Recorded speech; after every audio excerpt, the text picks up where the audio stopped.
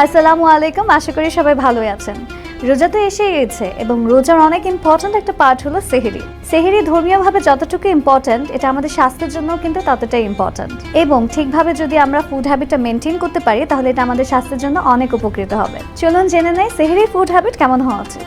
প্রথমত, সারাদিন না খেয়ে থাকার কথা চিন্তা করে আমরা অনেকেই অতিরিক্ত খেয়ে ফেলি। কিন্তু অতিরিক্ত না খেয়ে পরিমাণ মতো এমন খাবার খেতে হবে যেটা আমাদের সারাদিন এনার্জি দিবে। যেমন ভাত, ওটস, রুটি এগুলো খেলে সারাদিন ডাইজেস্ট হতে অনেক টাইম লাগে এবং আমাদেরকে অনেক এনার্জি দেয়। দ্বিতীয়ত, সেহরিতে চা কফি পান করা থেকে বিরত থাকুন। ক্যাফেইন আছে এমন পানীয়গুলো ডিহাইড্রেশন তৈরি করে, ফলে পিপাসা বেশি লাগে। ডিহাইড্রেশনের ভয়ে অনেকে অতিরিক্ত পানি পান করে। অতিরিক্ত পানি পান না করে পরিমাণ মতো পানি এবং ফল খেলেই সমস্যার সমাধান হয়ে যাবে। তাছাড়া চিনিযুক্ত খাবার অ্যাভয়েড করা উচিত, যেহেতু সেটা তাড়াতাড়ি ডাইজেস্ট হয়ে যায়।